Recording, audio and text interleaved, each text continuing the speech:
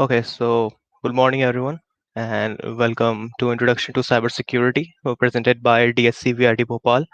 I'm Saket Upadhyay, and today I will be hosting this session, and we will be uh, discussing about cybersecurity and how it affects the things around us. What do we mean by cybersecurity, and how to get started basically in the field. So let's get started. Let me present my screen and let's start the discussion. During the discussion, you can ask your doubts, your suggestions, your any other comment in the live stream. And at the end of the presentation, we will pick up those comments from the live stream and the YouTube chat box, and we will address those also. And in between, if you have any queries, anything else, or after the session, if you have any queries, anything else, you can put that in the comment box and we will address that. After the presentation, we will be also sharing a clean version of the slides in the comment box, and we will pin it after some time. So watch out for that also. Okay, so let's get started, and let me share my screen. Mhm, mhm, mhm.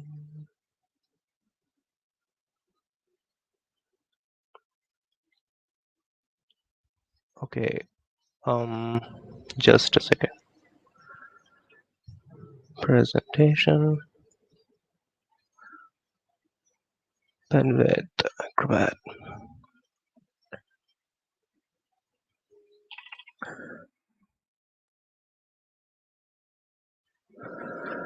Yep, this is it.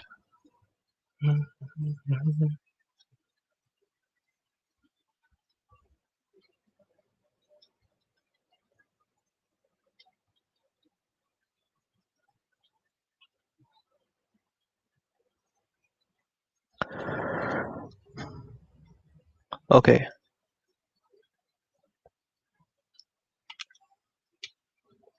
all right.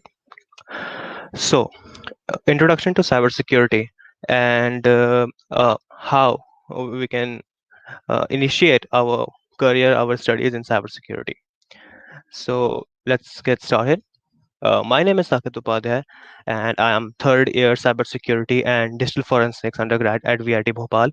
I'm also a member of web development and security team of Google Developer Students Club, VIT Bhopal, and lead of university's CTF team. CTF is a competition in cybersecurity globally.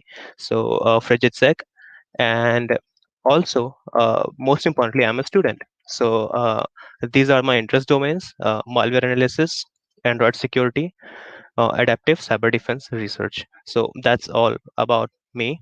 And let's get into the presentation. And this presentation is divided into four parts, and we picked up four major questions that we have when we get started in cybersecurity or when we get started in any field actually. And it is what, where, when, and how. What is cybersecurity? And we will actually see beyond our cinematic universe and some of the cliches that we have, and what are the available paths, and then where are the resources. Like, okay, I know the path, then where to get started from, then where to find inspiration and where to go for guidance, then when to start. You can be at different point of time in your life, so you would be wondering when to start it and how to do it.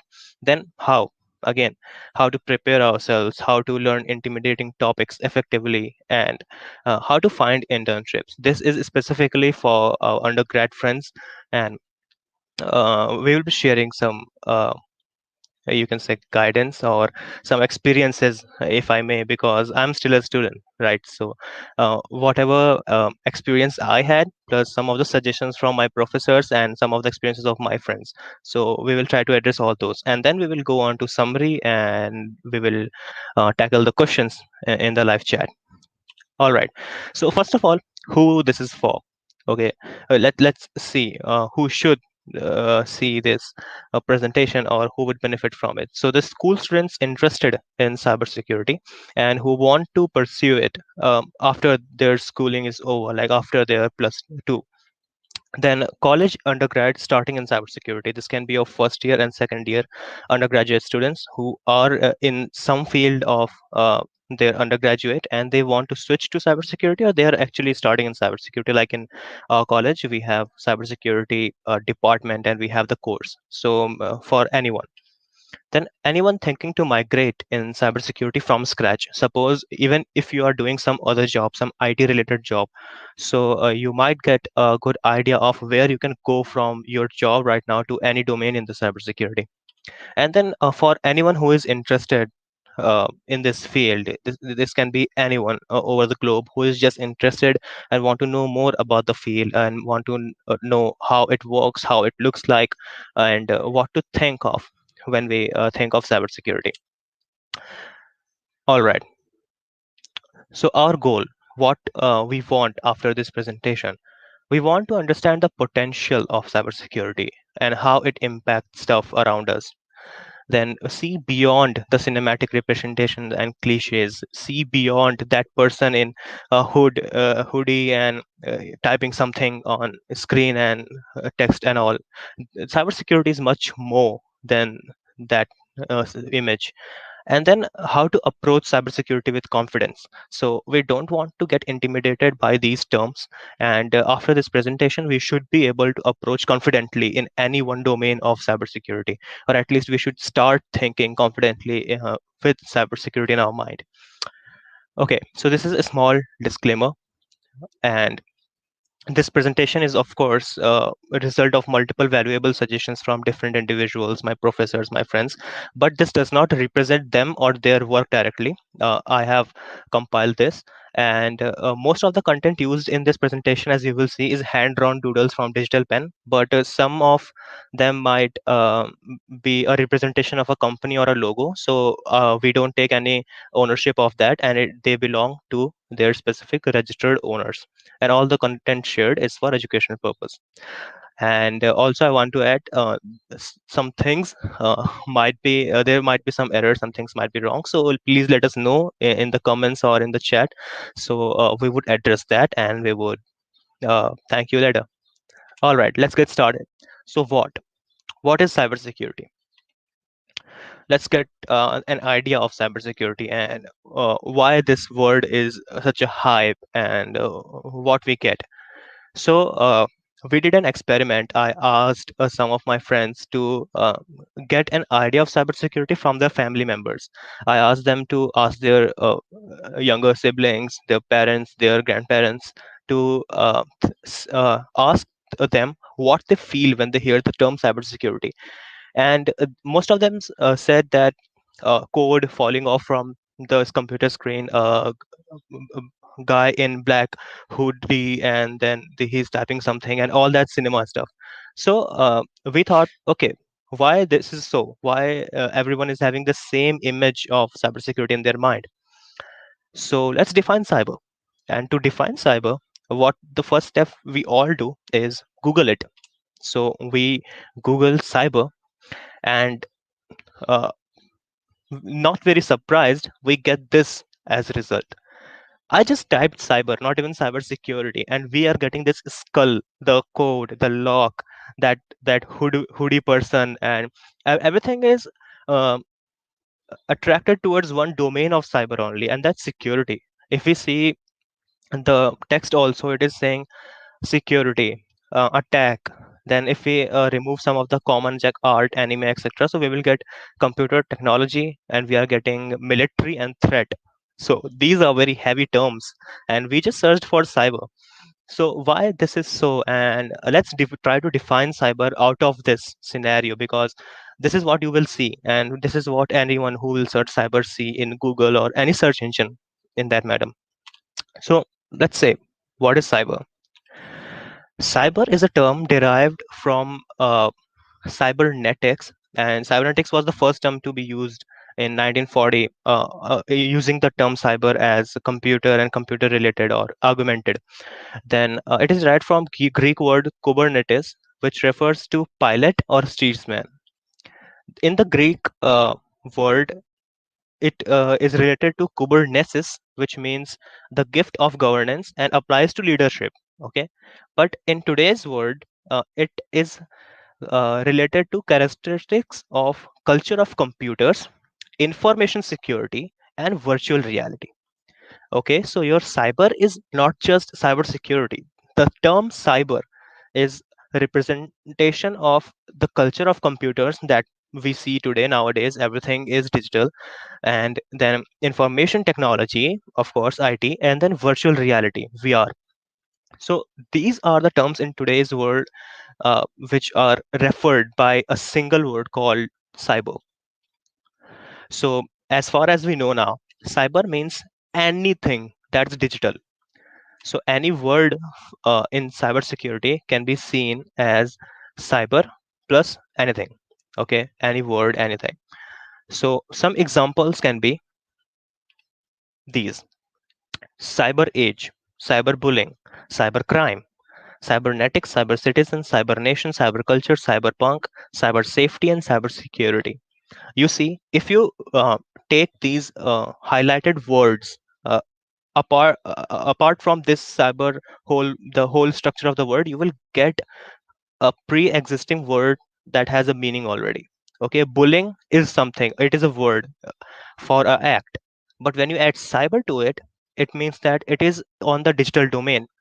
Likewise, criminal is a word, but when you add cyber to it, that means that criminal is doing bad stuff over internet or over digital media. Same like we have culture. Culture is a word. Culture, we have our arts culture, we have technology culture, we have research culture. We have this word already, but when we add cyber to it, this means that we are having a digital culture. Okay, so do one thing. This is a fun activity. Remove every cyber word from here, the cyber part, and replace it with digital. 90% of these words will still make sense. Digital age, digital bullying, digital crime, okay, digital attacks, digital cafe, digital citizen, digital criminal, digital nation, then of course digital safety and digital security. So this is what we mean by a cyber. Okay, so when I searched cyber earlier, it showed me only these green part, this green highlighted words, security and safety. But there are many other things in cyber, and we will see that it is not just concentrated over technical stuff. Anyone can initiate their career in cyber. So let's try to understand what are the domains of the cyber. And in this, we will not try to get that uh, uh, a concrete set of domains. We will try to understand how domains are named and how we can create our own domains and we can identify the domains. This is the main thing. The getaway should be we should be able to identify the domains, not adhere to a one static list of domains. So our goal is to gain non-static reference of domains in cybersecurity, then recognize potential cybersecurity domain. If you see some application, you should be able to identify, okay, we can add cybersecurity somewhere in there, and to understand the impact of security on cyber domains. Cyber means digital domains. So how security affects these domains, etc. And when you understand the impact, you can identify and create your own domain if you want. So let's start. What is the domain of cyber? What is the domain of digital? Let's say our computer, our data. Data means the information we have in our mobile phones and computer. Then our cloud. Cloud means the online storage like Google Drive, like this OneDrive, etc., Mega, etc. Then we have travel, and travel is interesting. Then we have legal cyber. This is also interesting because you have our IT acts in India. Okay, so this is also a very important part of cybersecurity, but this is usually neglected when we search cyber in any search engine. And then everything else, and we will see what everything else means. So, computer. In computer, we have our operating system, memory management, etc., malware network protocol, etc. Then in data, we need data privacy, data hiding, data encryption, data authenticity. In cloud, we have our AWS, Azure, all the server stuff, the server, how the server works, and your data storage, Linux server, Windows server. These are all the terms which are related to their superset, the terms above them. in travel we travel with car. So you may not know what is V2V and V2I. It is just a communication protocol in the car. So nowadays we are having automated cars and auto drivers, so they communicate with each other. So these are some technologies that we use. And then we have airport, then we have railways. And in railway we have one interesting application that's now implemented in India, and that is public network connections. That is your Railtel and Railwire, your public Wi-Fi. Okay, we will come back to that. Then in cyber law, legal side of cyber, it is laws, policies, auditing, training, risk management, reporting, and then everything else. Your every other device like your laptop, like your smartwatch, smartphone. Then Internet of Things. Internet of Things, if you don't know, means that you take anything else and just attach one processor to it and connect it to the internet. Okay, your washing machine can be your geyser, your application, your uh, television, smart TVs. So these are all the factors of Internet of Everything. And then we have Internet of Things and Internet of Everything, like everything else that is left. Your shoes. Okay, I guess Nike just launched their digital shoes which can be connected to your smartphone and all. Smart clothing. Okay, smart tags. Your tags which enable you to track devices. Your tags which enable you to do something else. Like these small things which are getting connected to cyber comes under everything else. So now we have domains of cyber. Okay, these are just digital domains, nowhere related to security. These are just things that exist. And to make it a domain of cybersecurity, we just do very simple thing, and we will do it everywhere wherever we see cybersecurity. That is, just add security to every one of these terms. Now we got domains of cybersecurity: computer security, data security, cloud security, secure travel, legal cybersecurity, and then security of everything else. Okay, so these are your domains of cybersecurity. This is how you make domains of cybersecurity. Just take anything that is digital and add security to it. We will also see this pattern when we talk about jobs in cybersecurity, and this pattern is everywhere in the domain. You see different things that already exist in your surroundings, and you already interact with those things. But when you add security to it, it becomes cybersecurity. Okay, it comes under cybersecurity. So all the blue marked topics are actually the domains in cybersecurity in which people study and they do job. The green mark are the direct terms that we use and define in cybersecurity, like exploit development, malware analysis, reverse engineering. These are the directly related terms.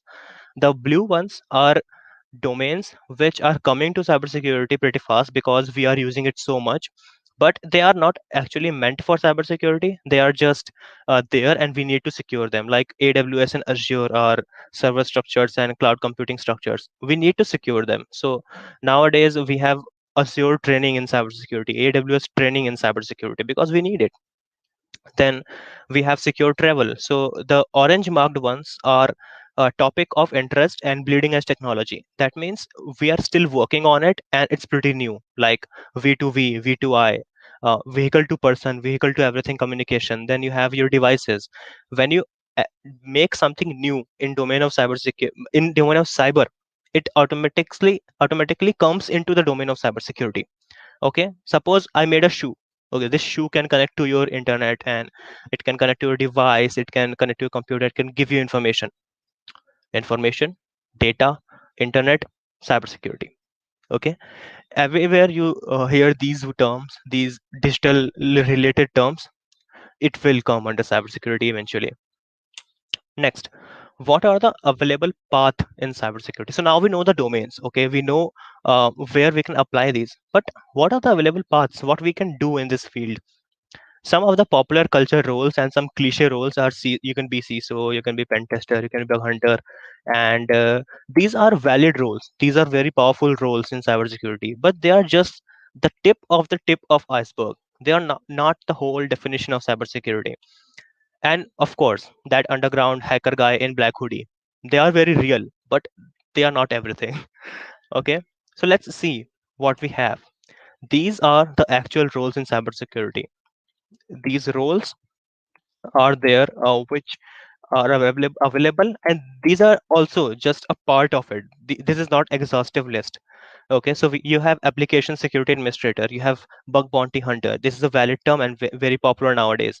Then you have cybersecurity scrum master, you have crypt analyst, you have officer, security officer, cryptographer, the people who work with cryptography and your encryption and all. Then you have cyber crime investigator, you have security hardware engineer. Okay, when we talk about cybersecurity, it applies to both the devices, your hardware, your chip, your laptop, your everything else, and then your software, your operating system, the device you are using, the interface and the data, etc. Then you have digital forensic analyst, malware analyst, so many things, SCADA security analyst. Then when we talk about cyber, remember that cyber is not just you and your domain. It is controlling everything else, your electric grids, your nuclear power plants, and everything is digital nowadays. So those are also domain of cybersecurity. And here again, if we see, most of the jobs already exist. We just added cyber to them. We already have data analyst job, but we also need data security analyst. We already have IT architect, but we just added security to it, and now it's IT security architect.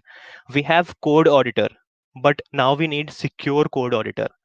All right. So we have these domains, and we just add this security to them because security is very important in everything you do. Okay, in your home, for your family members, your loved ones, you secure them. Okay, the first thing when we have any asset in our hold, what we do is we try to secure that asset, okay, to sustain that asset. And that goes same with this field also. If you have anything, you have your data, you have your server, you have your computer, you have even your mobile phone.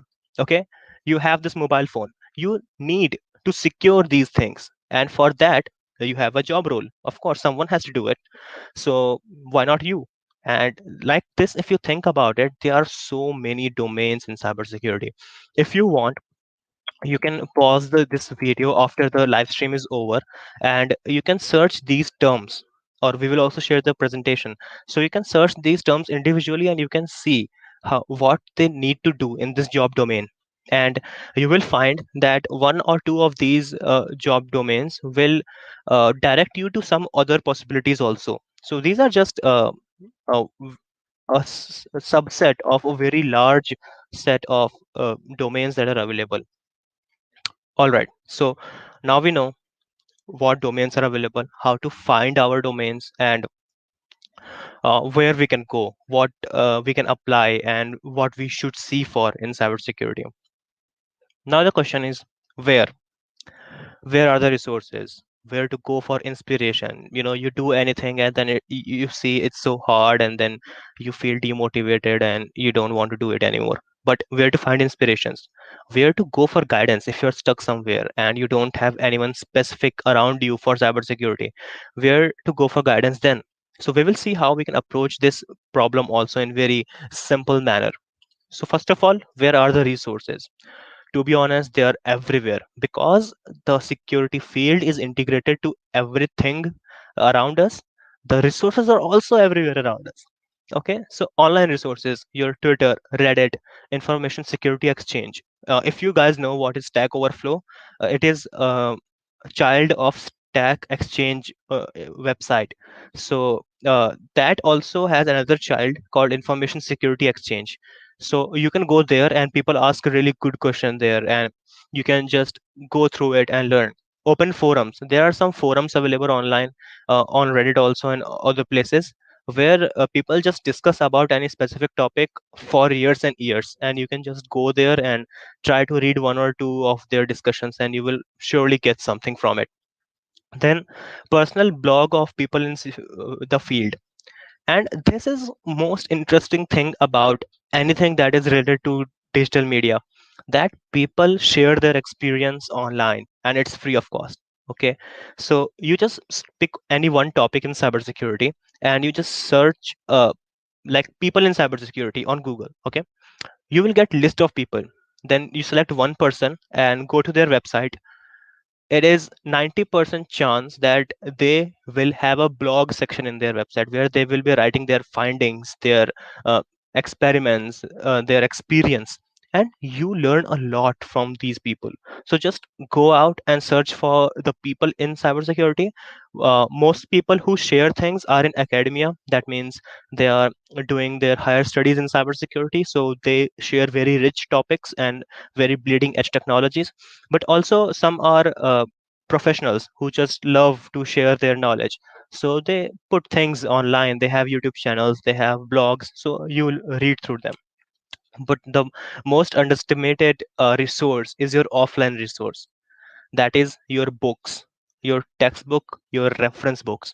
So when you refer to these books, articles, research papers, and your teachers and professors, these people give you one-on-one interaction and can solve most of your questions at instant. Okay, the books are so rich, some of the security books are so rich that it would take you a year to complete that book, and it would take you months to complete that book.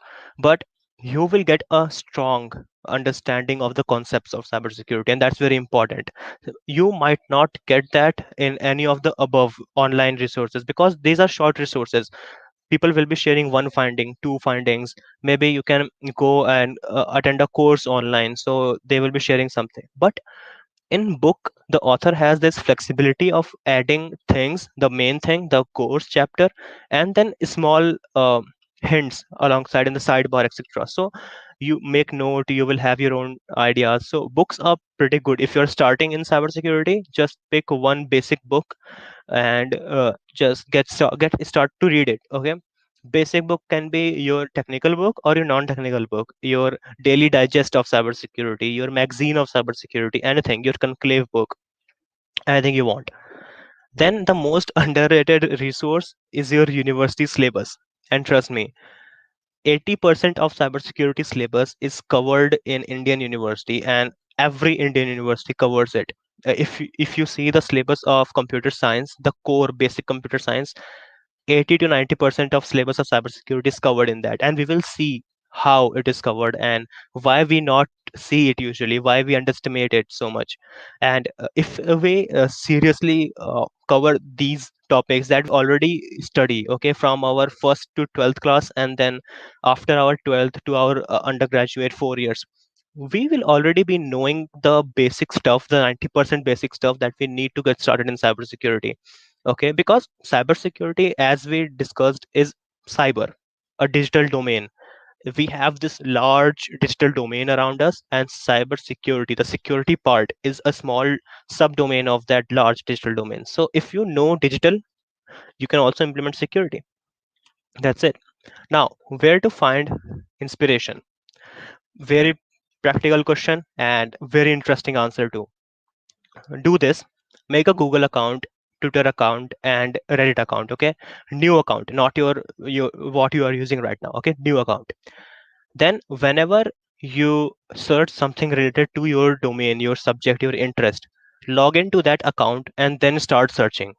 Okay, your academic activity will be recorded in Google suggestion algorithm, and then log into your account, continue your studies, search online. After you do complete your studies, log out of that account. Okay, we don't want anything else in that. We just want your academic or your interest, your cybersecurity stuff in that account. Then uh, only watch academic videos from your Google account, that specific Google account. You only watch academic videos and the videos which tell you up something about cybersecurity. It can be technical, non-technical, law, etc.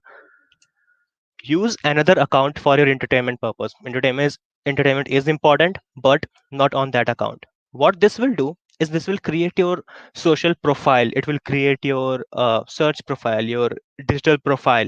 And we all say that these companies are taking our data so much and all that, but why not use it for our own good? Give them the data which will benefit us.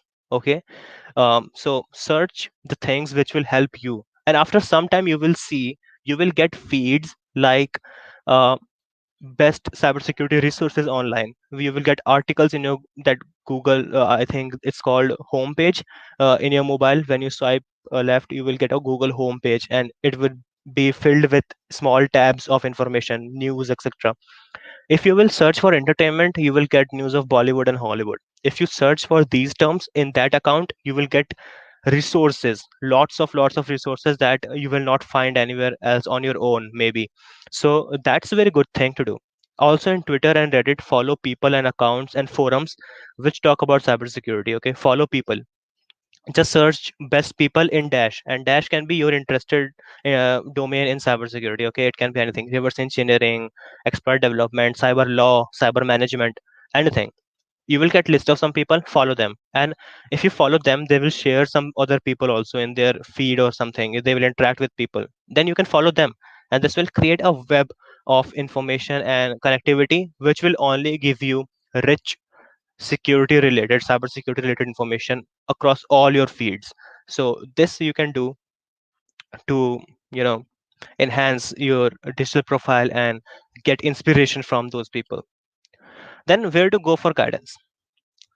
Most easy way to go for guidance is, if you are an undergraduate student, go to your professor, but use topic decomposition approach. We will discuss about this approach later, very soon. So when you use this approach, you will be getting good results. Go to forums and discussion panels online. There are so many conclave available online, you can go there. And open talks from reputed professionals, like the creator of Linux, the creator of C programming, the someone who started that field in cybersecurity. They definitely, they should be somewhere telling people about it. Just go and attend that, and you don't have to go there actually, you can just watch it online. So TEDx, and then other security besides you have. So every security conclave you can see online, and you can get an idea of what people are doing in their field, and you can also find some guidance maybe. So when to start? Good question again. And the answer is pretty simple. Right now. Start right now. Because this is a long journey, and it cannot start itself. Okay. You have to take the first step. And when you take the first step, even though if you start crawling initially, someday you will start walking, and then you will start running, and etc. So to get that pace, you need to start somewhere. And so start right now. After this presentation, if you are interested, just go and search any term. Just search cybersecurity online and write 2 3 words somewhere. This will get you started, and once you are started, there's no stopping and coming back. Okay. Now the most important part of this presentation, and that is how. We talk so much about this. How is it that easy to do it, or is it that hard that only very, selected people can approach this field? Or we talked about what and where to go and when to do it, of course, right now. But how should I do it, and where to start and where to go? Let's try to do this. How to prepare ourselves? First of all, we should do is build a thought process of a cybersecurity student. And the most important thing is always be student. Never think that you know everything, because uh, at the time you start thinking that now you know everything, you will stop growing and you will stop learning. So the most important thing is always be a learner, always be a student, and keep learning. The most important part of learning is asking right questions. Okay, asking questions is okay, you can ask any question you want, but asking right questions is very important. When to ask that question? Some of the example questions that you can ask when you see anything is how it works. You see a firewall, if you learn about a term, how it works, why we need it, why it is needed, what if we remove it. Okay, if something is at this place and we remove it and put it somewhere else, what will happen?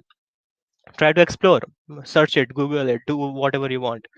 And if not this, then what? Alternatives. If I remove firewall, can I have something else? If I remove my network switch, can I have something else in that place? These are so many questions, and this will make you understand the topic more clearly. Why you need something in the place that it is suggested. Okay, so you will understand, then you will be able to suggest people. And this is very important. When you know a subject and you are able to suggest people, that means you have a fair amount of confidence in your topic and you are learning something. So these are some sample questions that you can ask whenever you see anything digital. You use your mobile and you see that after 3 days or after some time, it will stop receiving your fingerprint and it will say enter password to continue. And make sure you enter your password to continue after every 3 days, or some mobile also have 18 or 17 hours time frame. So why do they do it? What if we remove it? Why we need it? And if not that, so what else we can do to have the same effect? Okay, ask questions and ask the right questions. Then what are the basic requirements? See, cybersecurity is approachable field, but it is not like walk in the park or very easy job. You need to start somewhere.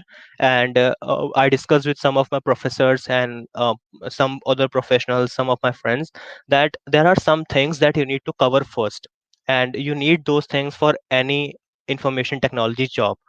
Okay, so first thing is, if and you can cover this eventually, because even though if you are starting right now, you have to start somewhere. So we suggest that you start from these topics. First, computer network, operating system, data structures, computer architecture, and any programming language. Pick any programming language you are comfortable in, because you will need to write code. And see, to secure anything, you need to understand the mechanism of that thing. Okay, so that only then you can secure that stuff.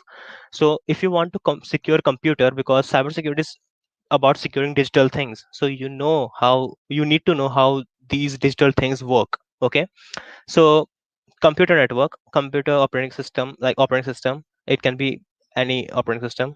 Then data structures, computer architecture, how computer is made and how it works. Then programming language, why this is required, because everything else in computer apart from hardware is a program. Okay, and preferably if you are learning programming language, try to learn object oriented programming language. For example, start with C++, Python, or Java. Pick any one of these, and then you can progress later and learn more. So these are the stuff you can get started with right now. And as I said, your computer science is the base for your computer security. Okay, so you need to have some of the base knowledge before you start. Now, the important thing, how to learn intimidating topics effectively, because cybersecurity is filled with topics which seem hard at first, and they are hard, but you can approach those topics very easily if you want. And this is where we will try to understand why university syllabus is important, why what we learned in class 12th and class 11th is important. So there are two things that I want to share with you today. First is topic decomposition, correlation, and planning. How you can break down your hard so-called professional cybersecurity topic into simpler terms, and how you can plan how you will read those things. Then a trick I use that I called your own weird names, or yon. Okay, so this is a trick that I use so many times to do anything I want. Okay, all right. Topic decomposition and planning. Divide and rule. As simple as that. Take a major topic and try to identify small subtopics under that theme. And then reduce to smaller sections. Okay. So get as many small topics from a big topic you can. We will see example. And then find where you can read about these smaller individual topics. Okay. Suppose I have a very big topic XYZ, and then I break down into 1 to 3, and then I will learn those 1, 2, and 3 from different sources, and at the end we will stitch them together. And this uh, approach can help you learn many difficult topics, not only in cybersecurity, in any field. Okay, so let's get let's see an example. Let's say I want to learn about reverse engineering. Okay, now, reverse engineering is one of the hardest topic in cybersecurity. If you go in deep, reverse engineering, malware analysis, and exploit development are one of the hardest topics. But let's see, we will go with reverse engineering. First, what we said we will do, topic decomposition. What we mean by it, divide this big topic into small parts. For reverse engineering, we need assembly language, we need computer architecture, memory management, operating system theory, compiler, and programming language. These are the smaller topics that we need to learn. So this is our goal.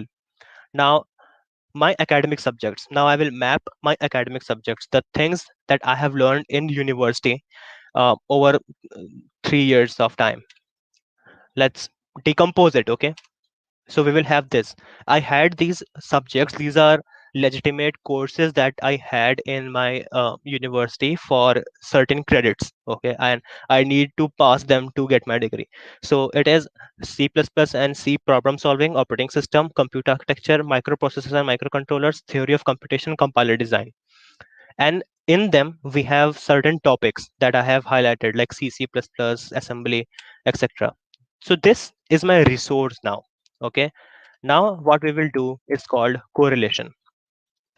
First topic was assembly language. Where I can learn assembly language in this list, in academic subject list? It is in computer architecture and microprocessor both. Both had this topic of assembly language, and both had different assembly languages. One is for your smaller chips like 8086 and etc., and one had for your 32-bit and 64 computers. Okay, so I learned three types of assembly language just in this academic session. Then computer architecture, we can learn this from all again. Computer architecture as a whole, we had a topic, and then I can learn it from microprocessor also, the hardware stuff and software stuff both. Then memory management, my subject of operating system and my subject of computer architecture had these memory management topics. Operating system theory, we had the whole course about it, operating system theory. And then compiler design and programming language. So this everything here is, you know, somewhere in these subjects. Everything in reverse engineering I need to get started is somewhere in my academic structure. But the thing is, now we know where it is, now we correlated it. The main thing is planning, because this was not in a streamlined fashion. These subjects were, you know, all around me from first year to second year. The first one was in first year and second year, and like so on. We have labeled it. So how to plan it is very important. So in the span of 3 years, I need to learn these topics. But the interesting thing is, I need not to learn anything more to get an idea of reverse engineering or to get started in reverse engineering. These are my academic topics. I will learn them from my examinations, of course. So why not learn it some more and put more efforts in it, little bit more efforts, so I can learn reverse engineering. And this is a free course now, because if I learn these courses, I'm getting this at free. Okay, so this is how you can approach any topic you want. So your that's why I said your university resource is so underrated, but it is so powerful tool. You can learn any topic. You can just divide any topic, and you will find that all of those requirements are already fulfilled in your computer science, in any university. Like this is for VIT Bhopal, my university, but I think these subjects are in there in any university you pursue computer science undergraduate in. So you can map these resources like this. Ask your seniors, ask your professors what they had in previous year, and then you can plan accordingly. And we understand that you may want to do it quickly, and you might not want to utilize your whole 3 year in just learning one thing. So you can do it, but now you know that you need to learn these topics also. So this can also help in your academics. So suppose I want to learn OS theory. So OS theory was in my second year, but I can also learn it in my first year and apply that in second year, my classes and lectures. And then I can create notes, and those notes will help me to create notes of reverse engineering. So like this, divide the topic and then try to correlate with existing resources around you. And this will also tell you what you need to do extra. Suppose these are the things that you will do eventually if you are doing your undergraduate. But what you need to do extra uh, will be defined by everything else that is left after this is complete. Okay, we have so many other things in reverse engineering, like we have memory charts, flow charts, etc. There are so many things, but those are extra things that we can do in weekends or anything else. But these things can be done sideways. So that's great, and that's how you do it. Next thing was your own weird names, and this is pretty interesting. And this is not a general way. This is different for every single individual. There are only two rules. Make a name that is so weird that you cannot get it out of your head. It is so weird that it is stuck, like those cliche lyrics of songs that you cannot get out of your mind. okay, like those, or make it so simple that you cannot forget it.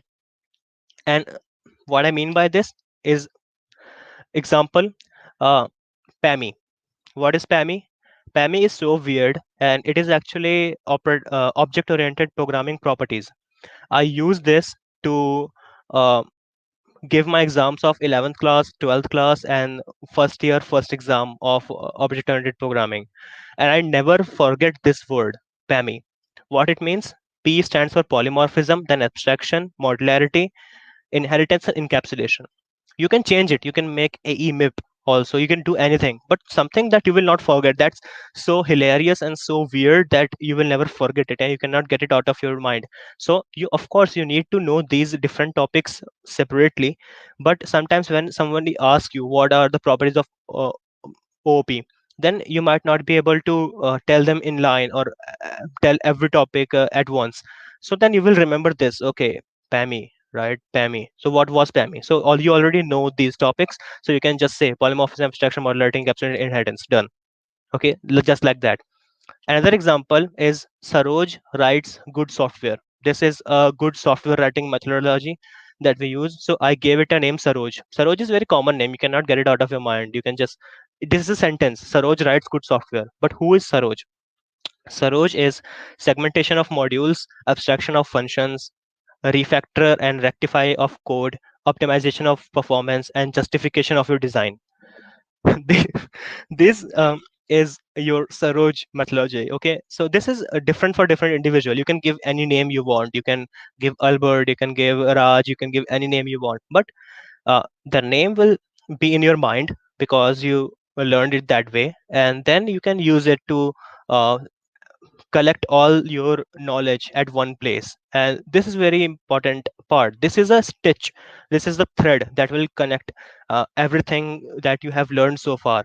And you can present it somewhere when you want. Suppose I want to present a topic called good software writing. So I need not to make any note, just I will write Saroj on a piece of paper, and I will go there, and now I know what is segmentation, so I will start explaining segmentation, and so on and so forth. So I will have a 1 hour or 30 minutes kind of lecture on this thing also. Okay, and only thing I had as note was this: Saroj writes good software. Anyway, next thing is very important in how is how to find internships. You have your skills, and this is a very important question, and this is uh, the most exploited um need of students nowadays. All right, how to find internships and what to expect from it. Seems easy, but it is not, and many students are exploited on this ground only.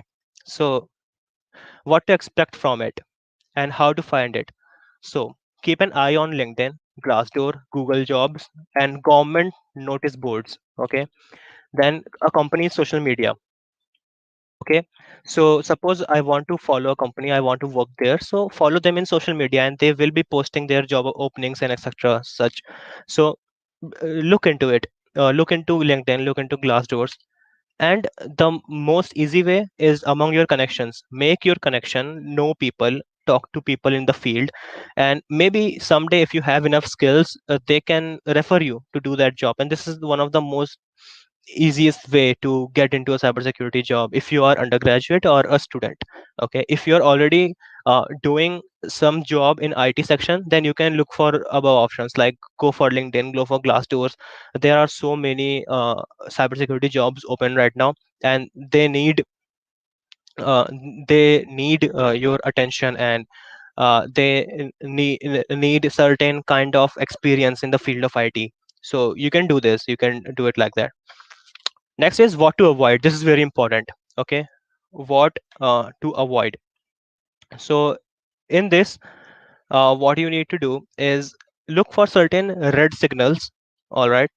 So what is the first red signal? If they demand money from you, keep in mind that uh, you do not need to pay money for to the person whom you're working under. Okay, if I'm doing some work from you, you will pay me, I will not pay you back.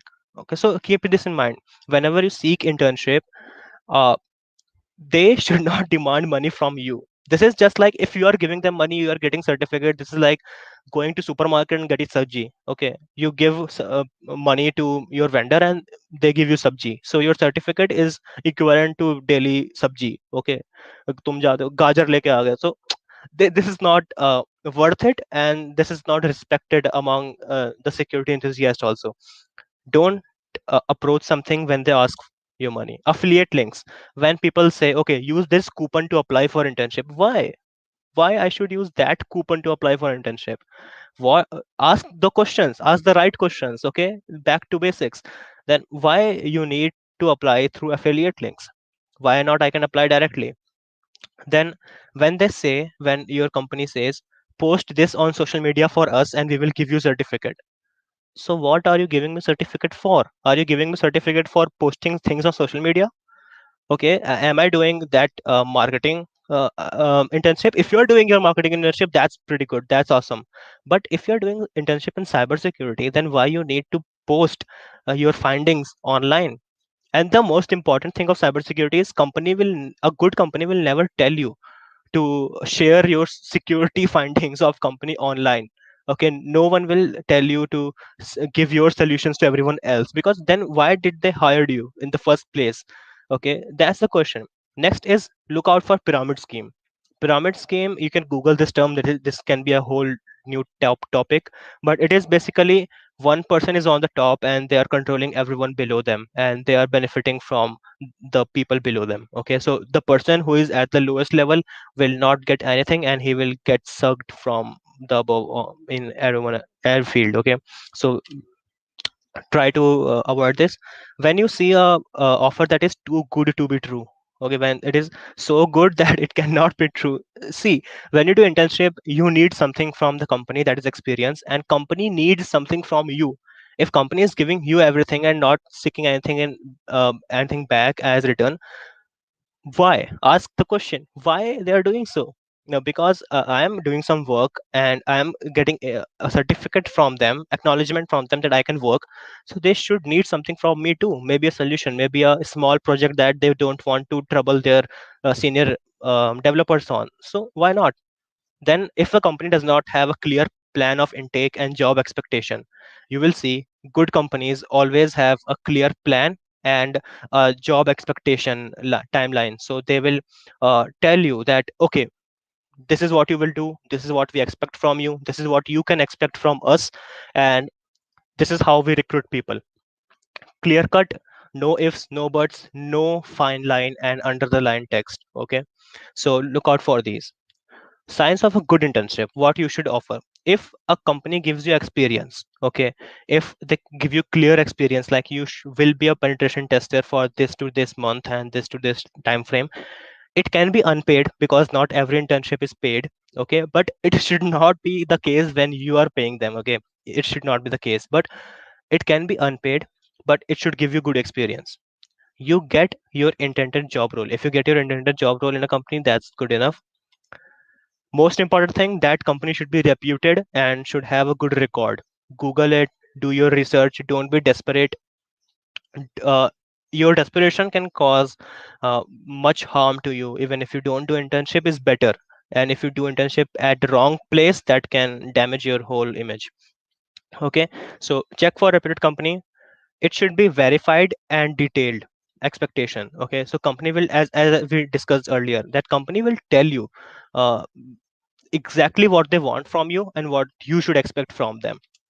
And transparent intake policy, there is no ifs and buts, there is no affiliation, there is no links. You register form, you fill your details, submit your resume, that's it, they will come back to you. All right, when to start internship? So first year, third year, this is a major question in undergraduates. I am no expert in this, but what I have observed from my friends and my seniors, and some of the guidance from my professors, your first 2 years approximately is your skill building zone. Don't stress about internship too much. Just build your skills. Okay, make yourself able to get internship anywhere you want. Learn as much as you can. Learn 24 by 7. Okay, as much skill you can develop will benefit you in the next zone, that is your internship zone. When you get into internship zone, don't be desperate. Okay, keep learning, keep building skills. make your profile, make yourself presentable online, make a good profile online, and then just apply with good faith, and don't try to dupe anything, and don't like over exaggerate your achievements. When you do this, you will definitely get somewhere. And if not, there's also solution for that. Okay, uh, not getting internship is not the end of the world. There's so many other things that you can do. We will discuss that. And the fourth year is usually for placement and future plans, like if you want to go higher studies and if you want to get placed somewhere, so that's for that. So this zone is generic, and not hard coded somewhere, not a writing on rock, but it is a general trend that you can follow. I should will not say that you should follow, but you can follow. And in some cases, if you're so confident enough and you have been learning cybersecurity way before your university starts, like from 11th and 12th, then you can go for internships in second year also, because you have crossed this skill building zone already. So you can do that also. But seek guidance from your professor, seek guidance from the professionals in the industry, and then with their guidance and their suggestions, try to approach this. And even if you do one internship in a good reputed company, then it is way better than so many internships in ABC and XYZ companies that actually give you nothing in return. Okay, next, no internship. Now what should I do? Simple answer: projects. Why?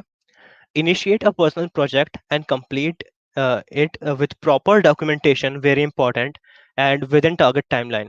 Suppose I did not get any internship for summer, so I took one project, my personal project, that I saw that okay, this needs to be done and I can make something like this. Set a timeline, say I will do this in 1 month or 2 month, and then create detailed documentation and record of everything you are doing, and try to make that project open source so that everyone else can see it. The thing is, people want to see what you did when there was no pressure and no incentive. Okay, so when there was no pressure on you that you need to do something, and there was no incentive, you were not getting any money for it, what you did then, what you did in your own time and out of your own interest in the topic. This is very important. Then try to do a community project. People like to see that what you did for the community and how you think about your community in general. So this is one of the good topics to do. Try to contribute in open source project. Go to GitHub, go to any project that is open to contribute, and that's what open source project is. And not necessarily that you do your own project. Sometimes your friend might be doing some project and you want to contribute in it, just do it, contribute in their project, and that will also show that you are not for yourself, you just see what is good for the community and you contribute in it. That's good. And prepare well for respected certification. So if you're not a project guy or if you're not a project girl, so what you can do, you can prepare for a respected certification. Select a certification in security, whatever certification you want. Let it be a very basic one, because some are very pricey and they are very expensive. But you can go for basic certificates like Cisco's network architecture, and or you can go for CompTIA Security Plus or Linux Plus or Network Plus, like that. Prepare for that well and get that certification. That certification is worth it, and it is worth more than your personal projects, if you might say so. You can also do that. A good reputed certification can boost your resume pretty well. Or just learn more and gain skills needed for a target internship. Maybe you did not got that internship at the current moment, but you will get it someday, and just prepare for it. Learn new things. Most importantly, don't give up. Okay, just not getting internship, as we said, is not end of the world. Okay, you can do projects, you can do anything you want, show people that you are interested, and eventually they will understand and they will take you up. So we discussed a lot, and I understand that this is a very big topic, and it is very hard to conclude everything in it, but we tried our best, and keeping all the suggestions in mind. So these were the basic questions that we did. Now let's go to summary. We saw what is cybersecurity, and the short answer is everything that is digital is cybersecurity. where to find resources, guidance, inspiration. We saw you can go to your books, you can refer books, you can go to online and follow people. That your profile development, your search profile, digital profile development, make a Google account, new Google account, and um, search things from that Google account only, and you will get suggestions back from the algorithm. That's pretty powerful tool. And then how? So we learned about topic decomposition, topic correlation, topic planning. That is one part. And then a new technique called yawn. And yawn can be very important whenever you are trying to learn anything that you cannot remember for long. Then most important, peace of mind and patience. This field, or any field for the matter, cannot be perfected in 1 day or 2 day or 1 year. It takes years and years of practice and training for people to perfect this skill and any skill. Okay, so find time for your mental health. Take breaks. Don't compare your progress with others. Please don't do it. And learn from competition. Don't get demotivated. If you see someone as your competition, don't get demotivated if they are doing better. Just get uh, something from them, learn from it, and don't compare. Again, don't compare directly with anyone. Everyone learns at their own pace, and you can also do it maybe in 2 3 more days than what the XY person did it, but you will definitely get there. And it is just as hard as any other skill or subject. Your computer science, your cybersecurity is as hard as your maths, as hard as your chemistry, as hard as your physics, as hard as your any other topic, because this is a field of study and you have to study for it. So it is not so hard that you cannot do it, and it is not so easy that you will just wake up one day and you will know everything else. Okay, so approach cybersecurity with this. These are some of the references that I took for jobs and stats. Sincere thank to my professors, and they guided me. They, because I am just a student right now, I don't know everything about it, so they gave me good guidance and some suggestions on this presentation and how to approach this. My friends for data, that relative experiment and the cybersecurity experiment that we talked about. Even this headset is from my friend. So thank you for your support and tips, and the DSC community, the web security team and the hosting team, everyone else. So thank you very much. And if you want to connect directly, you can use the Twitter handle, or you can connect to the DSC from this channel or any other social media links. Also, if we have time, we can take some questions from the chat. Let me see if we have any. And we have a lot of comments, I guess. But let's see. Let's try to address some of those if we have some questions. Um,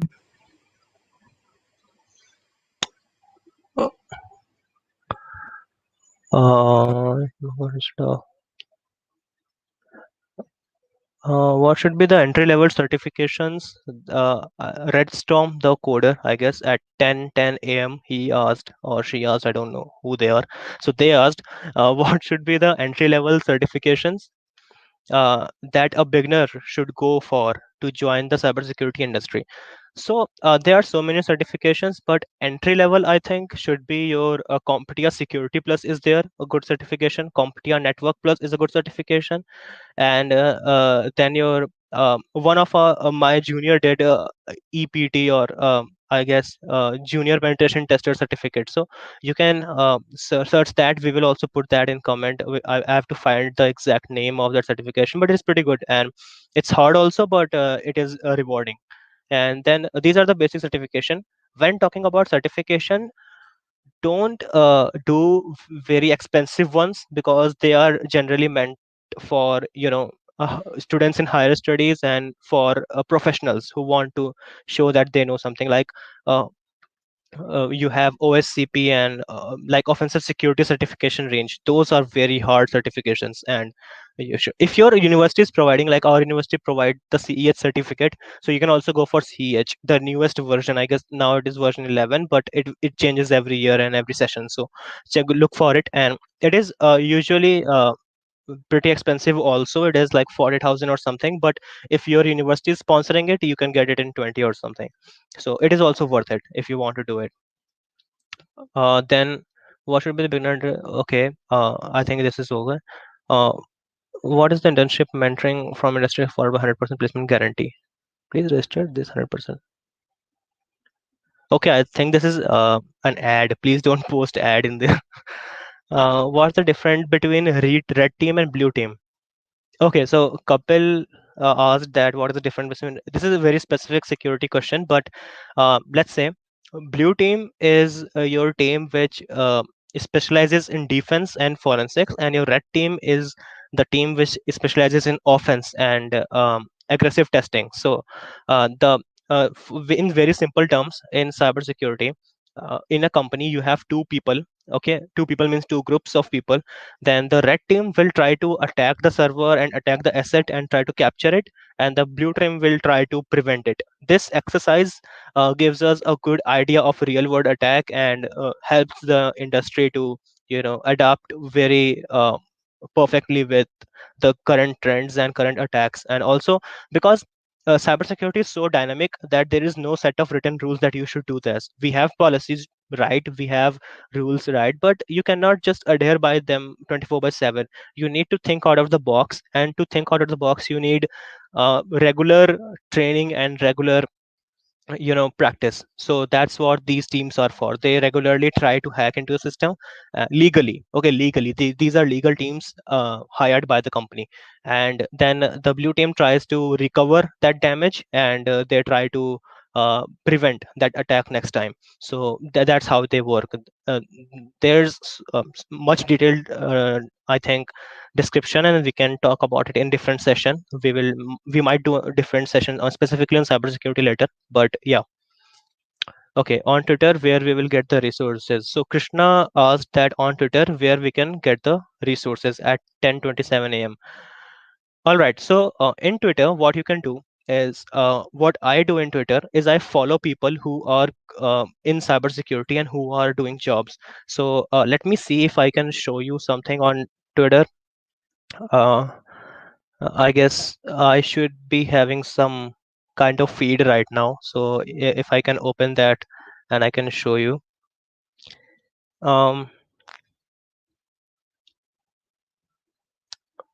all right. So uh, there, I think it would be very difficult for me to right now give you all the names, but we would try to make a list and try to update you in the comment section or a blog in DSC. Make sure to follow the blogs in DSC. We shared many resources there.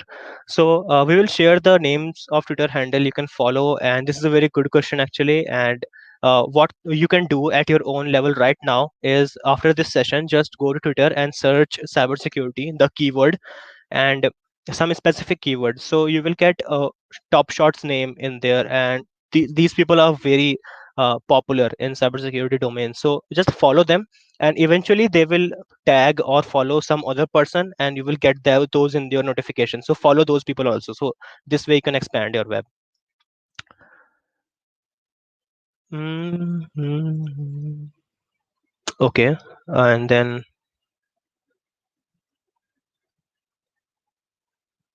okay, I guess people are sharing random facts. That's okay.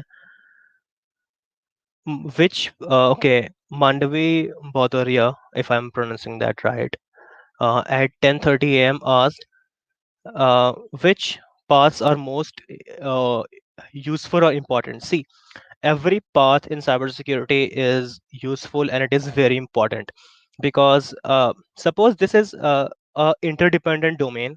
If you don't secure something, you will expose that thing to vulnerability, and that's not something that we want to do.